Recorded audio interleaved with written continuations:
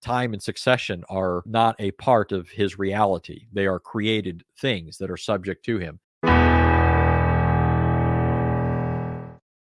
Colossians 1:17 says he is before all things, and in him all things hold together.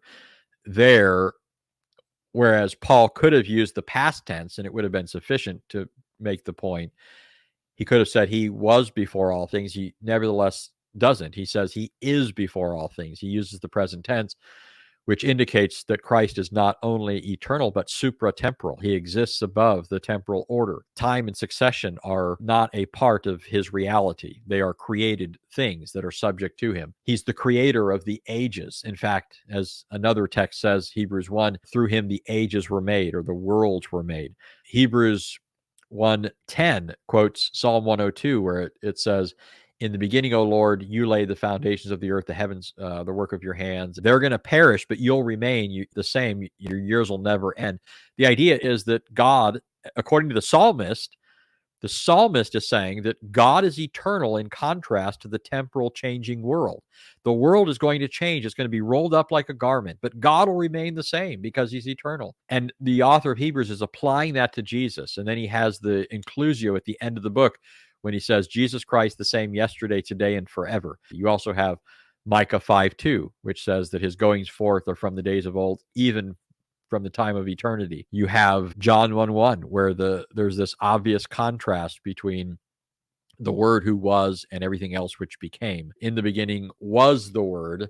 Through him all things became, and without him not even one thing became that has become. That's the literal meaning of the Greek there. There's an intentional contrast. In fact, it's beautiful in the Greek.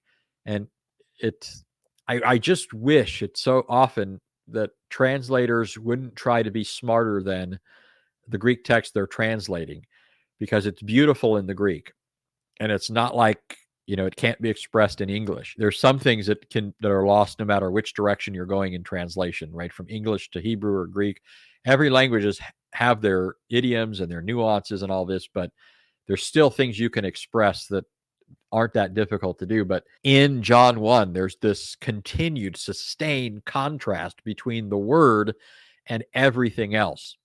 Okay, verse 1, it uses the imperfect tense. In the beginning was the Word, meaning that when everything began, the Word already was. So you're already being told he is eternal. In fact, so you don't miss it and think, well, he's not eternal like God is eternal. The author, John, says in verse 2, the same was in the beginning with God. Is John just being redundant there? No, what he's saying is you're to think of the Word being in the beginning in the same way you think of God being in the beginning. In the beginning was the Word. In the beginning was the Father. In the beginning, the Word was with the Father, or the Word was with God. The same was in the beginning with God. As Alexander of Alexandria once said, always Father, always Son. That's the meaning of John 1. Okay, always Father, always Son. But then you have not only this statement that he was, but that everything became through him. And then in verse 6, what does it say? Well, the English version says, there came a man who was sent from God whose name was John. And that's true. There did come a man whose name was John. But here's what the Greek says. There became a man whose name was John. It's continuing the contrast. It's saying that just like the Word was in contrast to the world that became, so John became. That's why John the Apostle is driving this point when he says this about John. He's trying to say even John, great as he was not the Lord Jesus. He's making a contrast between John and Jesus, isn't he? He says he was not the true light. He came to bear witness of the light. So the statement should be translated, there became a man sent from God. He's not the eternal Logos. He's not the eternal light. He's only a witness, bearing witness to the light. And then later in the text, John says it again, verse 10, he says, he was in the world, and though the world became through him, the world became through him, it repeats it. It goes on to say, to as many as did receive him, he gave the right to become the children of God. Jesus always has been the Word, always has been the Son. He gives people the right to become the children of God.